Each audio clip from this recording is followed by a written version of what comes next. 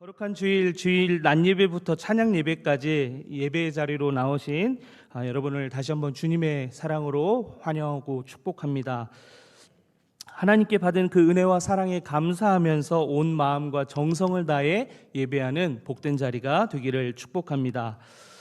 말씀을 나누기 전에 서로를 축복하며 인사를 좀 나누었으면 좋겠습니다. 일반적으로 나누는 인사 말고요, 좀 특별하게 인사를 했으면 좋겠는데요. 인사가 뭐 특별할 거 있습니까? 라고 생각이 되시겠는데요. 저에게는 그 인상적이었던 인사가 있었습니다. 어떤 인사였냐면, 제가 대학을 다니고 신대원을 다닐 때 한 교수님께서 매 강의 시간마다 강의를 시작할 때마다, 그리고 저희 학생들 전체가 드리는 채플에서 예배에서 꼭 이렇게 인사를 시키셨던 분이 계셨는데요. 그 인사를 한번 이 시간에 해보려고 합니다. 먼저 어떻게 하냐면요, 눈을 크게 한번 떠보실래요? 크게 뜨시고 주변에 있는 분들을 바라보시면서 이야, 우와, 네, 네. 소리를 들어보니까 억지로 하시는 것 같지는 않네요. 네, 감사합니다. 이렇게 서로를 바라보면서 감탄하라고 시키시는 거예요. 그리고 이어서 요즘은 그렇게 안 하시는 것 같은데, 제가 학교 다닐 때만 해도 이렇게 인사를 하나 더 시켰습니다. 어떻게 하셨냐면, 서로를 바라보시고 보고 있어도 그립습니다 라고 인사를 했습니다. 보고 있어도 그립습니다.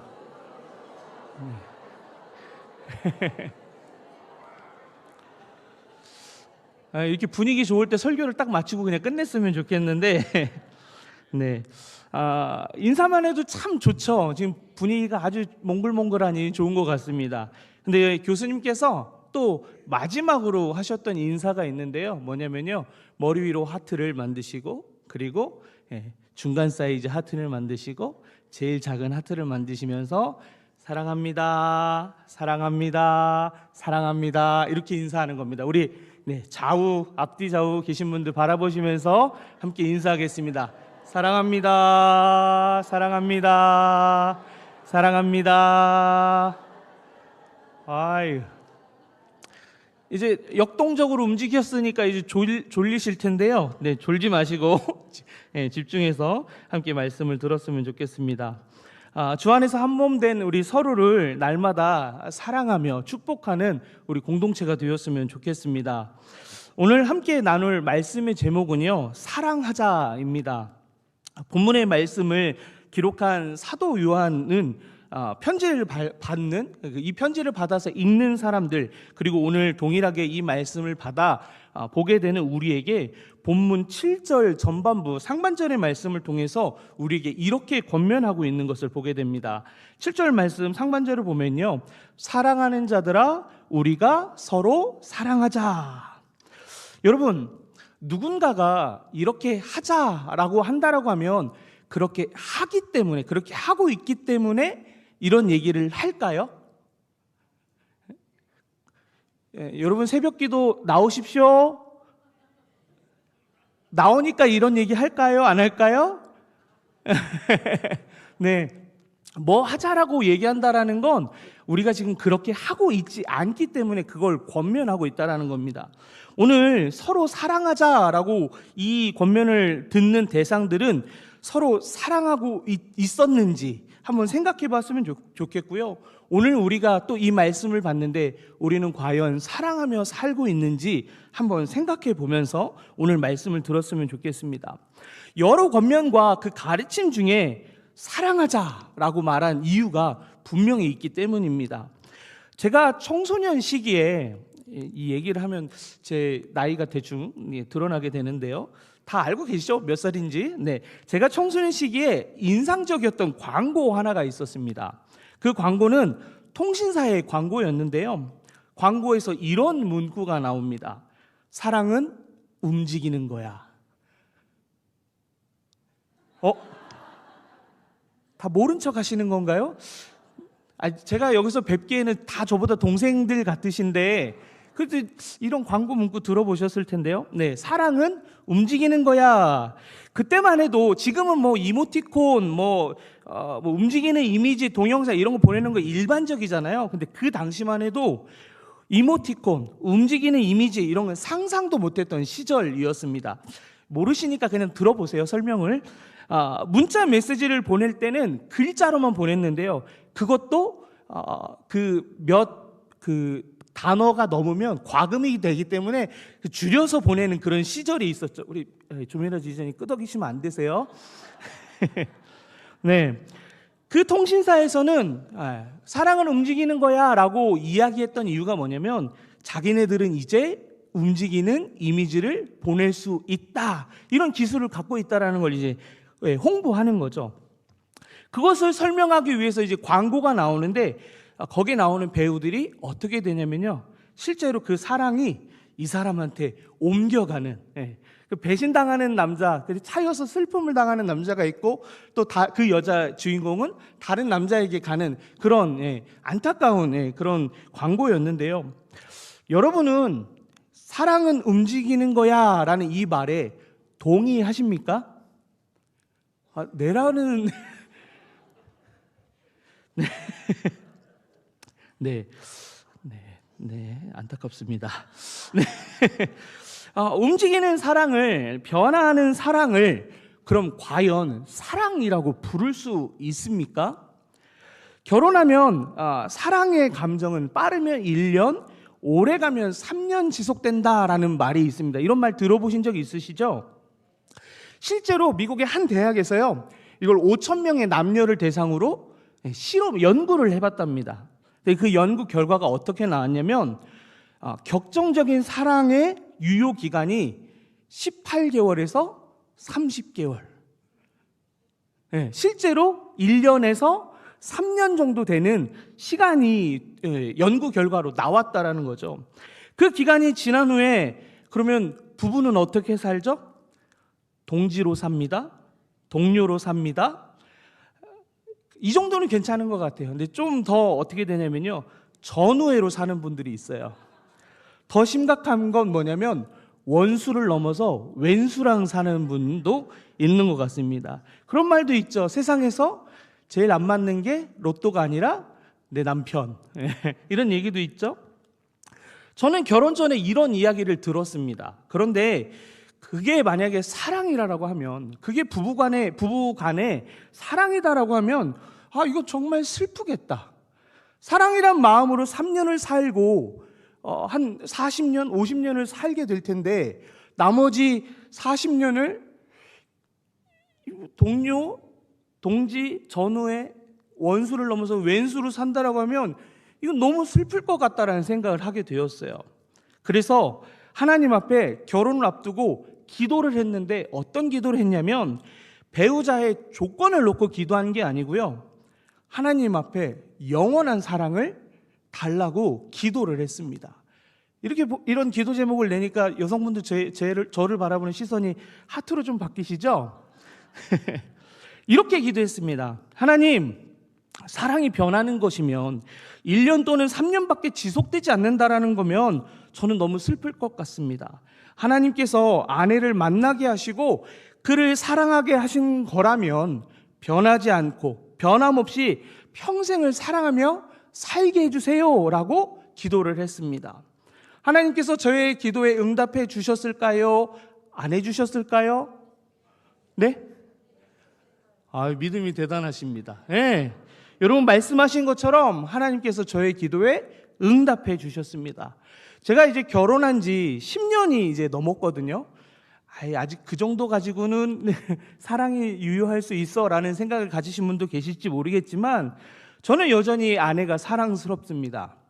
아이를 낳는 동안에 얼마나 많은 변화들이 있었겠어요. 아내 외형적으로 10년이나 세월도 그렇고요. 근데 그럼에도 불구하고 여전히 아내가 제 눈에 예쁘게 보이는 거예요. 사랑스럽게 보이는 거예요. 감사합니다.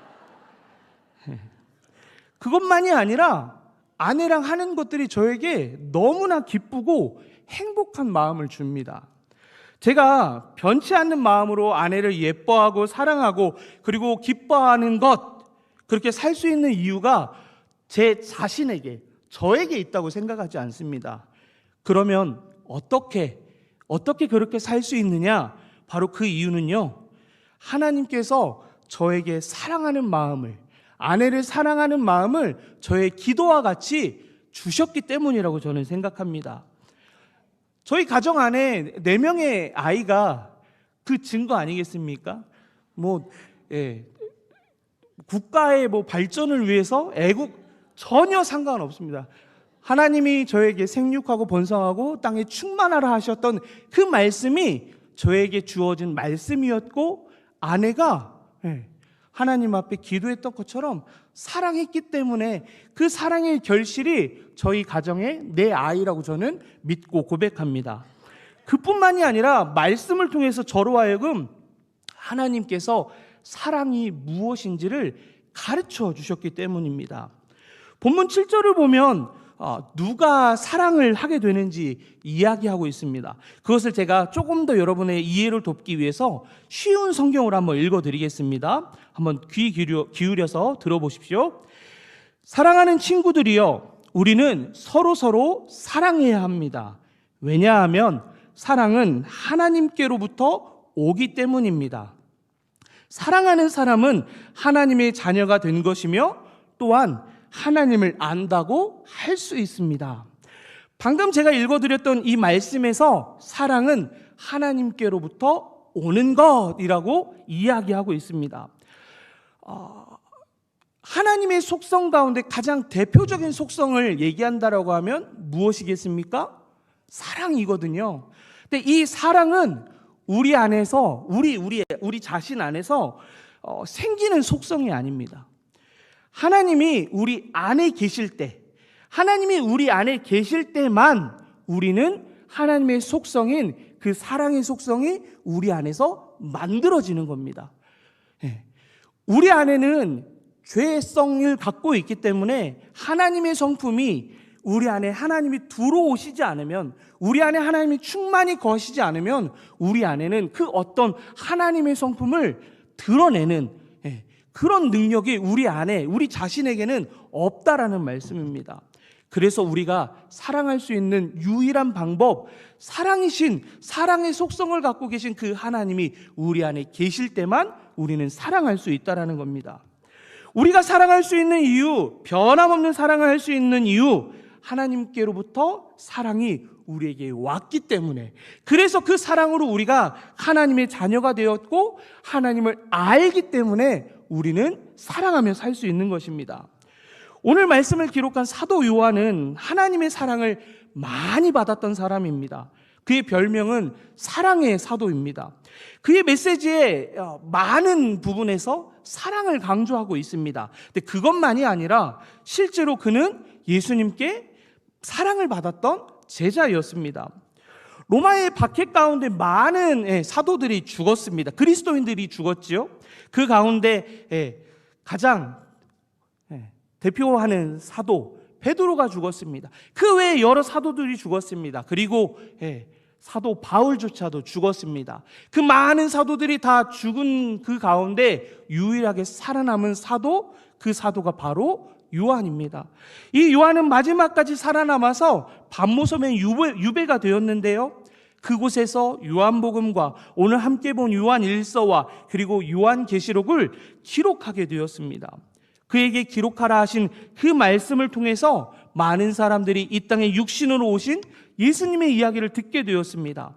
요한은 예수님과 동행했던 제자였고 예수님께서 행하신 놀라운 일들을 경험했던 제자였습니다. 그리고 예수님의 가르침을 직접 들었던 제자입니다. 뿐만 아니라 요한이 어떤 사람이었죠? 예수님께서 십자가상에서 죽음을 맞이할 때 그의 사랑하는 어머니를 특별히 부탁할 만큼 애정을 가지고 있었던, 신뢰를 가지고 있었던 그런 제자였다라는 겁니다. 그런 그는 8절 하반절의 말씀에서, 그리고 오늘 우리가 읽진 않았지만 16절의 말씀에서 선포하고 있는, 선언하고 있는 것이 하나 있습니다. 그것이 무엇이냐면 하나님이 사랑이심이라. 하나님은 사랑이시라라고 선언합니다. 사도 요한을 통해서 이것이 사랑이라고 선포된, 그 선언된 하나님은 우리에게 어떤 사랑을 보여주셨습니까? 본문 9절과 10절의 말씀을 보면 어떤 사랑을 우리에게 주셨는지를 보게 됩니다. 우리 함께 그 말씀을 읽어보았으면 좋겠습니다. 9절과 10절의 말씀입니다. 하나님의 사랑이 우리에게 이렇게 나타난 바 되었으니 하나님이 자기의 독생자를 세상에 보내심은 그로 말미암아 우리를 살리려 하심이라. 사랑은 여기 있으니 우리가 하나님을 사랑한 것이 아니요 하나님이 우리를 사랑하사 우리 죄를 속하기 위하여 화목제물로 그 아들을 보내셨음이니라. 아멘. 하나님은 우리를 사랑하셨습니다. 사랑하십니다. 그렇기 때문에 이 세상을 창조하셨고 그 안에 사람들을 만들어 놓으셨습니다. 그리고 그렇게 만들고 지으신 것을 보면서 하나님의 눈에는 그것들이 선한 것이었고 아름다운 것이었고 굿이었습니다. 하지만 하나님의 뜻에 벗어난, 말씀에 순종하지 않았던 그 죄로 인해서 창조된 모든 것들은, 사람을 포함한 그 모든 것들은 더 이상 선한 것이 아니고 아름다운 것도 아니고 굿도 아닌 상태가 되었습니다. 그래서 하나님의 사랑이 움직였을까요? 하나님의 사랑이 변했을까요? 아니요. 우리를 향한 하나님의 사랑은 움직이지 않았고 변하지도 않았습니다. 하나님의 사랑은 여전히 사랑이어서 죄악 가운데 있는 우리 사람들을 만나기 위해서 성막을 주셔서 그곳에서 인간들을 만나주셨고 훗날의 성전에서 만나주셨습니다. 그곳에서 소와 양과 염소 등의 피 흘림을 통해서 사람들의 죄를 용서하심으로 만나주셨다라는 겁니다. 그리고 끝내 하나님은 하나밖에 없는 아들 예수 그리스도를 이 땅에 보내심으로, 십자가에서 피 흘려 죽으심으로 우리를 살리셨습니다. 우리의 죄를 속하기 위하여 화목제물로 그 아들을 기꺼이 내어 주셨습니다. 하나님이 우리를 그렇게 사랑하셨다라는 겁니다. 하나님은 사랑이십니다. 그 사랑은 움직이지 않는 사랑이고 변하지도 않는 사랑입니다. 그리고 다함이 없는 사랑입니다. 가장 귀한 것을 아낌없이 내어줄 만큼 하나님은 저와 여러분을 사랑하십니다. 하나님은 그뿐만 아니라 우리가 갚을 수 없는 그 어떤 열심과 최선으로도 도저히 갚을 수 없는 방법으로 우리를 사랑해 주셨습니다. 그것이 우리가 받은 사랑입니다. 우리가 무엇해서 갚을 수 없는 사랑이다 라는 건 값없는 사랑이 아니고요, 그저 받고 누리면 되는 사랑이다라는 말입니다. 우리가 열심히 예배드리고 열심히 기도하고 열심히 헌금하고 열심히 전도하고 이것이 우리로 하여금 하나님께 사랑을 더 받는 조건과 이유가 아니고요, 그 어떤 이유로도 어떤 것으로도 우리가 하나님께 갚을 수 없는 사랑을 우리에게 주셨기 때문에 우리는 그 사랑을 그저 받아서 누리고 그것으로 인해서 행복하면 된다는 겁니다. 그 사랑을 경험하고 그 사랑을 아는 사도 요한은 우리를 향하여 11절의 말씀으로 강권하고 있습니다. 함께 11절의 말씀을 읽도록 하겠습니다. 사랑하는 자들아, 하나님이 이같이 사랑하셨은즉 우리도 서로 사랑하는 것이 마땅하도다. 아멘. 우리의 모습을 한번 보십시다. 먼저 제 자신의 모습을 보게 되는데요, 하나님께서 그의 아들을 내어주시기까지 사랑받을 만한 모습이 우리에게 있습니까? 저는 이 4명의 아이들을 키우면서 그걸 뼈저리게 느끼거든요. 아이들 요 4명이 제 마음에 요만큼이라도 마음에 드는 줄 아세요? 여러분 다 키워보셨잖아요. 요만큼도 제 마음에 드는 게 없습니다. 근데 그 아이들을 보면서 느끼는 건 뭐냐면, 하나님 앞에 내가 저렇구나. 그런데 제가 그 아이들을 안 사랑하나요? 사랑하기를 포기하나요? 아니요. 변함없이 사랑한단 말이에요. 그 모습을 통해서, 제가 아이들을 향해서 갖는 그 마음을 통해서 하나님이 나를 어떻게 생각하고 계신지를 더 깊이 경험하게 되는 거예요. 자격과 조건과 상관없이 감당할 수 없는 그 사랑을 하나님께서 우리에게 주셨습니다. 그렇게 믿어지고 생각되어진다라고 하면 사도 요한이 권면한 것처럼, 강권한 것처럼 우리는 사랑하면서, 마땅히 사랑하면서 살아가야 합니다. 그렇게 사랑하며 살아가는 여러분 되시기를 축복합니다.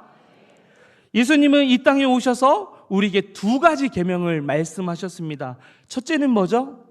하나님 사랑. 두 번째는 이웃 사랑이죠. 네, 큰일 날 뻔했어요. 다시 한번요. 첫 번째는 무슨 사랑이요? 하나님 사랑. 두 번째는 이웃 사랑입니다. 우리가 하나님을 사랑하는 것은 다른 것에 마음을 두지 않는 것이라는 거 잘 알고 계십니다. 이 시간에 여기 아니고 다른 데 가고 싶은 마음 요만큼 있었죠? 네. 없으셨을 거라고 믿고, 오늘 이 시간에 이 자리에 있다라는 거, 다른 것보다 예수님이 가장 귀한 분이고 사랑하는 분이기 때문에 이 자리에 나온 줄 믿습니다. 감사합니다. 그 하나님을 우리는 어떻게 사랑해야 하냐면요, 마음을 다하고 목숨을 다하고 뜻을 다하여 우리 모든 것으로 하나님을 사랑해야 합니다. 왜냐면요, 하나님이 우리를 마음을 다해서 사랑해 주셨고요, 목숨을 다해서 사랑해 주셨고요, 뜻을 다해서 사랑해 주셨기 때문입니다. 우리는 이 감격스러운 사랑, 감당할 수 없는 사랑을 누구에게 주어야 하냐면요, 이웃에게 주어야 합니다. 그 사랑을 이웃에게 주라고 말씀하십니다. 본문 12절 상반절의 말씀을 보면 어느 때나 하나님을 본 사람이 없다라고 말하고 있습니다. 제가 오늘 이 말씀을 준비할 때 시작이 되었던 사건이 있었어요. 어떤 사건이었냐면 4월 첫째 주에 금요일 날 교구별 구역 예배를 드리는데 우리 구역 임원들이랑 식사를 마치고 교회로 돌아오는 길에 권사님 두 분께서 용인의 한 놀이동산에서 많은 사람들이 모였다라는 이야기를 하더라고요. 그래서 무슨 일이 있었나 싶어서 교회 와서 찾아봤더니 용인에 우리나라에서 제일 큰 놀이동산이 있잖아요. 그 놀이동산에 판다곰이 있는데 그 판다곰 이름이 푸바오라는 행복을 주는 보물이라는 뜻을 가진 판다곰이거든요. 근데 이 곰이 4월 3일 날 중국으로 반환이 되는 상황이었어요. 근데 이 판다곰을 보기 위해서 4월 3일 날 그 놀이동산에 새벽부터 몇 명이 모인 줄 아십니까? 6,000명이 모였답니다. 심지어 그날 날씨는 비가 엄청나게 왔다라고 하더라고요. 도대체 저 사람들이 왜 저기를 갔을까? 이런 궁금증이 생기더라고요. 그리고 나서 바쁜 또 일정들이 있다 보니까 잊혀지고 있는데 집에 와서 문득 TV를 보다가 푸바오와 할부지 2라는 방송을 하는 걸 보게 됐어요. 근데 거기에서 4명의 사람들이 각자가 어떻게 푸바오를 좋아하게 됐는지에 대한 사연들이 나오더라고요. 한 사람은 남편과 사별했답니다. 그런 상황에서 마음에 우울증이 생겨서 잠도 못 자고 힘든 시간들을 보냈다고 하더라고요. 그런데 우연히 판다곰 푸바오의 영상을 보면서 좀 근심했던 마음들, 힘들었던 마음들이 사라지고, 그리고 어느 날 그 영상을 틀어놓고 보다가 밤에 불면증에 잠을 못 잤던 그분이 그 영상을 보고 잠이 들었다라는 겁니다. 또 한 사람은 직장 생활을 하고 있다가 갑자기 건강이 나빠져서 퇴사를 하게 됐답니다. 퇴사를 하게 됐는데 그런 상황에서 자기가 자괴감이 들고 자존감이 바닥으로 떨어졌다라는 겁니다. 그런데 또 그 푸바오의 영상을 보면서 마음에 긍정적인 에너지가 생기고 결국 밖으로 나가봐야겠다, 사람들을 만나야겠다, 그러면서 8개월이라는 노력 끝에 재취직이 되는 경험을 했다라고 합니다. 또 한 부부가 나왔는데요, 이 부부는 오랜 기간 동안 시험관을 통해서 아이를 낳으려고 했는데 계속 실패를 했답니다. 그 상심한 마음을 좀 잊고자 그 놀이동산에 가서 그 판다곰을 봤는데, 그 판다곰을 보고 와서, 푸바오를 보고 와서 무슨 일이 생겼냐면 시험관이 성공해서 아이를 지난 3월에, 작년 6월에 그 판다곰을 보고 왔는데 3월에 아이가 생겨서 출산을 한 거예요. 그 아기가 생겼을 때 아이 태명이 뭐였을까요? 푸바오. 아기가 나왔는데 어떻게 생겼을까요? 푸바오처럼 생겼대요. 그런데 저는 이 얘기를 들으면서 무슨 생각을 했냐면, 이 사람들이 그 슬픔 가운데에서 결국 위로를 얻은 게 그 자신들에게 아무것도 하지 않은 그냥 동물의 영상을 보고 위로를 얻었다라는 거예요. 12절 상반절에서 어느 때나 하나님을 본 사람이 없다라고 얘기하고 있거든요. 왜 이 사람들이 하나님을 보지 못했다고 얘기할까요? 아픔 가운데 힘들어하는 그 사람들이 왜 하나님의 사랑이 아니라 우리를 궁극적으로 회복시켜 주시고 다시 생명 가운데 살아나게 하는 그 하나님의 사랑이 아니라 나에게 아무것도 하지 않았던 그 영상에 위로를 얻고 힘을 얻었을까요? 우리가 하나님의 사랑을 나타내지 못했기 때문에. 그들은 하나님을 보지 못했다고 얘기합니다. 하지만 우리는 어떻게 고백합니까? 우리는 하나님을 믿습니다. 그 뜻하심을 따라서 하나님을 보았다라고 고백하는 믿음의 사람들입니다. 그리고 우리 안에 하나님이 계신다라고 고백하는 사람입니다.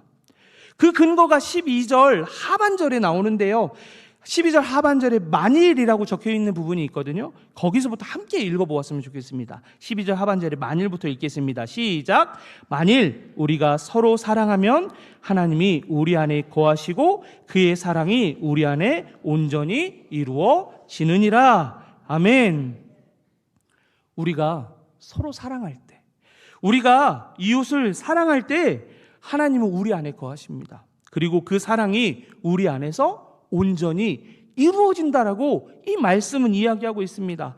다시 말씀드려, 우리가 서로 사랑하는 그 모습을 통해 세상은 우리가 사랑하며 사는 그 모습을 통해서 우리 안에 거하시는, 우리 안에 온전히 이루시는 그 하나님의 사랑, 곧 사랑이신 하나님을 보게 된다라는 겁니다. 하나님을 온 세상 가운데 가장 잘 나타내는 사람이 바로 저였으면 좋겠습니다. 그리고 여러분이었으면 좋겠습니다. 하나님이 어디 계시냐라고 묻는 사람들에게 가장 하나님을 잘 드러낼 수 있는 여전도회, 이 여전도예요? 3여전도예요? 제1이잖아요. 제1.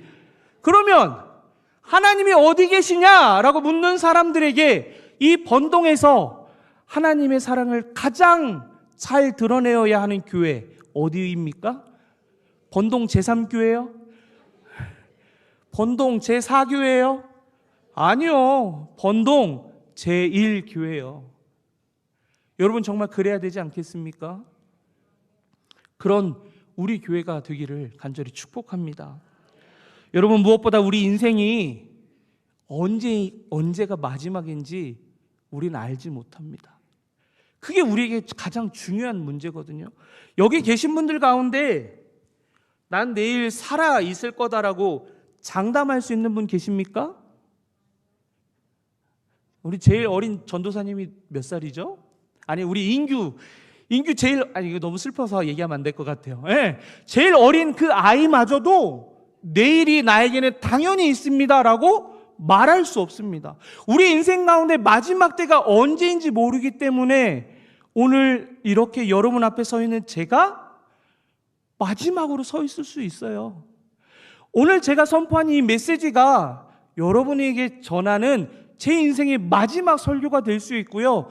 여러분이 듣는 제 설교가 여러분에게 마지막 설교가 될 수 있다는 거예요. 찬양 대 찬양, 오늘 여러분이 드린 찬양이 여러분의 인생의 마지막 찬양이 될 수 있어요. 오늘 장로님 기도 너무 은혜롭다 하셨는데 그 기도가 우리 평생의 장로님의 마지막 기도가 될 수 있단 말이에요. 그러면 오늘 이 예배가, 오늘 우리 이 만남이 마지막이라고 하면, 우리 삶이, 우리 인생이 마지막이라고 한다라고 하면 보장할 수 없는 그 내일, 그것을 붙들며 살 것이 아니라 오늘이 마지막이라고 한다면 여러분 오늘 뭘 하시겠습니까? 저는 뜨겁게 여러분 사랑할 겁니다. 마지막인 것처럼 설교할 것이고, 마지막인 것처럼 제 아이들을 사랑할 거고요, 마지막인 것처럼 하나님을 찬양할 거예요. 그거면, 그 사실만 기억하고 있다라고 하면 오늘 우리가 하나님을 사랑하는 태도가 바뀌어집니다. 세상 사람들을 대하는 우리의 태도가 달라집니다.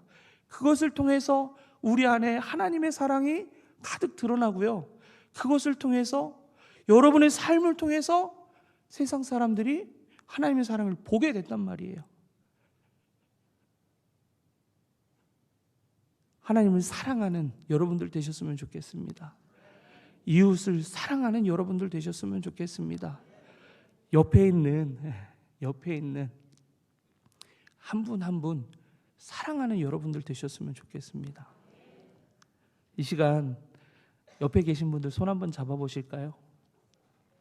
그래도 조금 사이 좋다고 같이 앉으신 거잖아요.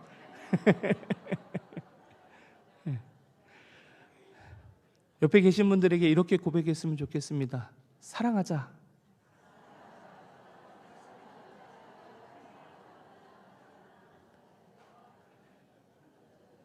한 번 더 얘기할까요? 사랑해.